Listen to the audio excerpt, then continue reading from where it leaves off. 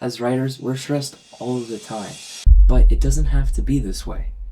I found 7 tactics to reduce stress as a writer, and here they are, starting with tactic 1, which is momentum. So the biggest issue most writers have that causes them stress is procrastination and writer's block. And eventually, this will lead to feeling overwhelmed.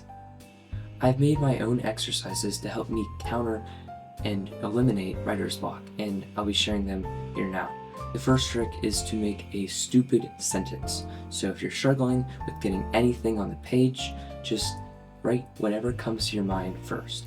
And it's probably going to be stupid, but that's okay. So just whatever it is that comes to mind, put that on the page. Now, it doesn't matter really what you're writing as long as you're writing for most things.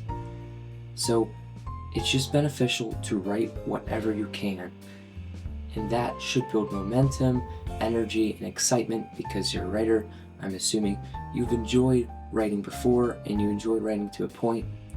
Maybe some things make you not like writing, but generally, as a writer, you probably enjoy it. So get into the flow of writing and just write out whatever comes to your brain. Now, I would say limit this to 3 pages, and this should take 10 minutes or less.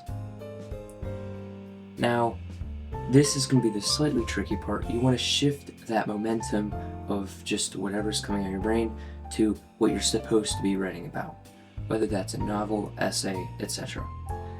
This is not too difficult as long as you have some ideas of what you're writing about. I would recommend having a separate doc filled with resources and ideas for what you want to be writing about that you already went through.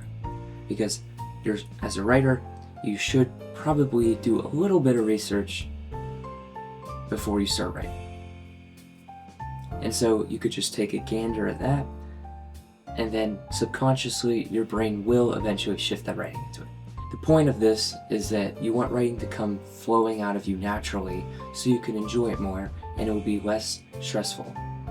I know this tip is a bit vague, but it does seem to work for most people.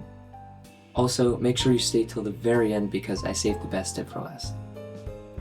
So tip 2 is to create a master list, or just a to-do list, whatever you want to call it.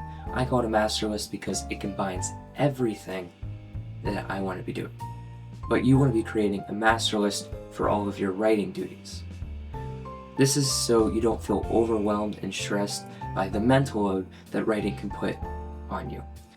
So when you're tasked with a project, deadline, whatever, or think of an idea, you want to write it down on a to-do list that you have in either a doc, a piece of paper by your side, or any other way where you could see a to-do list in front of you visibly whenever you want to.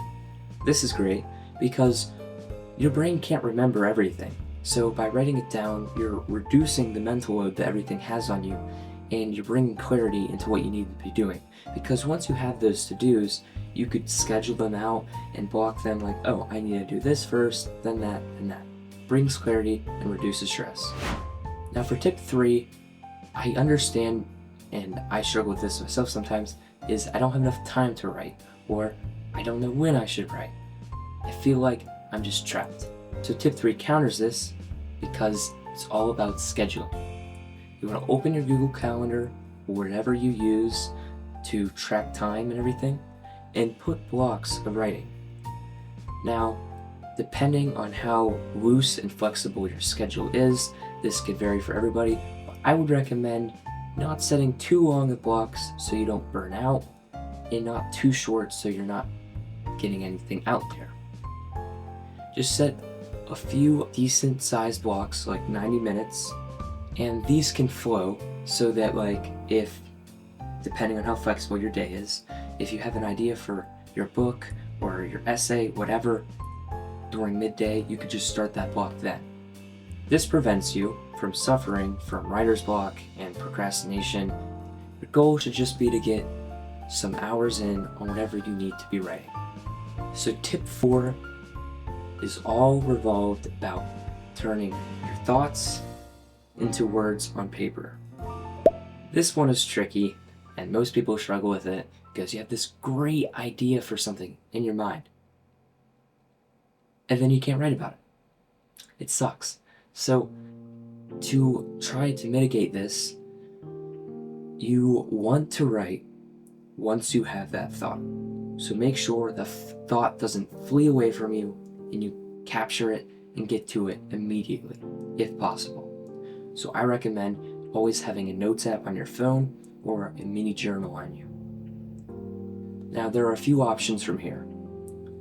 My favorite is to just brain dump. So everything I thought of, just dump that down on the page.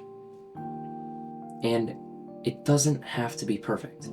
You know it's not going to be perfect. You're dumping down all these ideas onto the page. But these ideas sound perfect in your brain and then don't look so perfect on the page. And that is totally normal, because once you see it written down, you start to realize some flaws. So it's naturally going to be worse. Don't worry, because you're going to go back to edit it later. Usually when you have a good idea in the brain, it's always a good idea to write it down. No matter how it comes out, you could always look back on it in the future to see if it truly was a good idea or not. Now for tip 5, it's to abandon perfectionism. So perfectionism usually causes a lot of stress to most writers. It prevents you from getting all your thoughts out because sometimes you think it's not good enough. Prevents you from enjoying your writing because you think you're not good enough. And it can make you very stressed during the editing process because you think it's just all not good enough. So to remove your perfectionist brain, or to limit it, your goal should be to focus on making minor improvements with every session you do. This is very easy with essays that take very short amount of time, or short stories that also take short amount of time, where each short story you can just improve by a bit. But for longer things, like maybe a long essay, novel, long story, even a play, whatever you're writing that's long, you want to measure how successful you feel each session and how much you've learned through the writing process. Because learning is the true success in writing. If you could learn from your mistakes or from what you did before to improve, that is success. There's no perfect in writing. We're all different, we're all unique, and we'll all have some great flaws that can lead to greater outcomes in the future. So just think of every step as you getting closer and closer to perfect. You'll likely never be there, but each step just makes you better and better at what you're doing.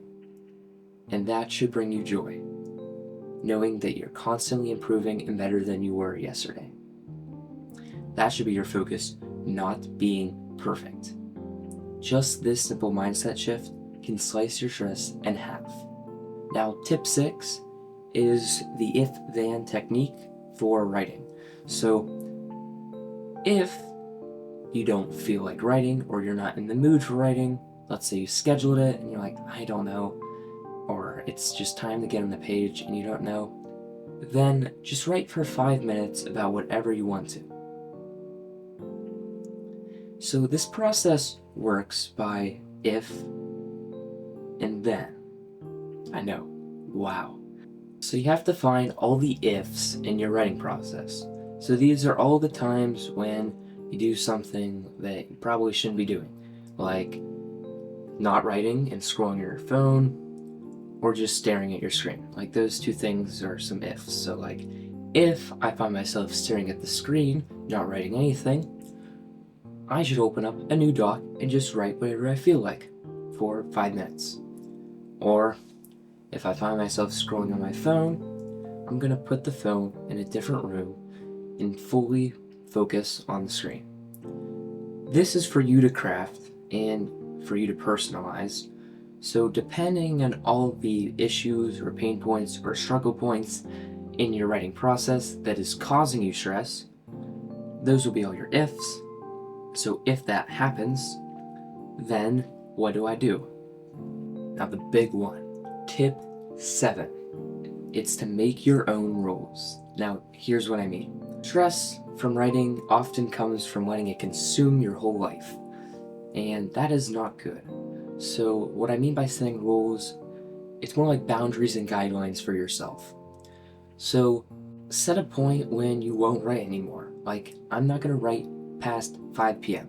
If you're not self-employed and you have to work with certain hours, then once your work day is over, you are also done with work. So make sure you have a limit for when you're working. So if you're self-employed, you have to set that limit. If you are employed by someone, then once your work day with them is over, you should just stop working entirely. Slight caveats though, if you do find yourself thinking of some great ideas, it is always great to just write that down. But don't fully get into work. You should set work time for work, and then the rest of your day should be allocated to life stuff like family and fun and whatever. The other rules that you set for yourself can be more personalized. Like if you realize that editing a writing is very difficult for you and very stressful, maybe put it at the very beginning of your day because you finally can get over it quickly. You just want to make rules and guidelines for yourself so that when you face situations, you don't exploit it and you don't make yourself stressed. This can include systemizing things like talking to editors and publishers, because I know that it's usually a stressful and not fun time period for most writers. So you could have a systemized set of emails or call things that you want to send them if that reduces stress for you. Overall, in this video, if you could take anything from this, I want you to spend at least 10 minutes thinking about how you can implement these 7 tips in your life. Especially tips 6 and 7 that require more personalization. You should really focus on how you could put these into your writing and live a stress-free writing life. I really hope this works for you. If it doesn't, let me know with questions in the comments. If you like this video, I'm sure you'll like this one that YouTube's recommending you. And always subscribe.